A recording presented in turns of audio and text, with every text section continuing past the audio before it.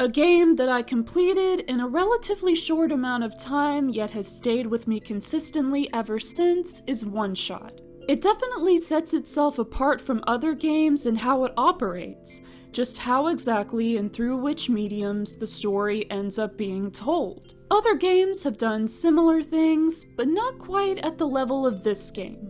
Spoilers incoming, by the way. OneShot is an example of a game where the player is a separate entity from the main character that they control, like Undertale, The Stanley Parable, or Deltarune. You learn pretty early on that your purpose is to guide the protagonist Nico as yourself, communicating with them directly and indirectly.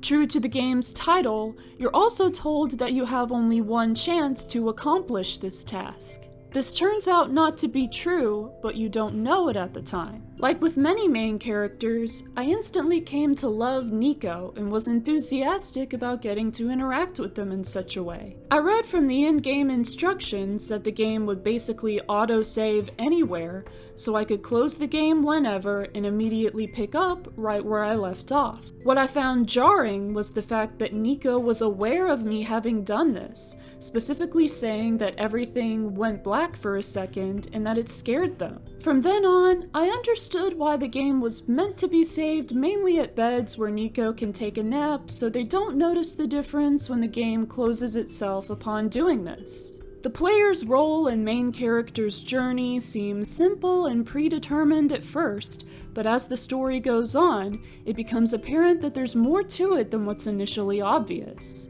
More and more is learned about just what kind of world Nico has found themselves in, and they struggle to comprehend it all at the exact same time that the player is doing the same. This creates a certain understanding and connection between Nico and the player. Neither they nor the player know everything about what's going on around them, but they do their very best to carry out their respective roles in the midst of it. From the very start, I found the game's world engaging and interesting, and I only ever became more curious up to the very end. Let's talk about the ways that the game interacts with your computer. I've really never seen anything like it, and it came as a surprise every time it happened. The game would change my desktop background and make me open up files that suddenly appeared in my Documents folder. And yet, it never disrupted the immersion of the game. The system that you're playing on simply becomes a part of the story. There were things about the game that I wouldn't have known if I hadn't looked them up, and I'm glad I did. By reading the wiki, I found out about the Solstice route and how it ends with both the world being saved and Nico going home, as well as introducing some new characters.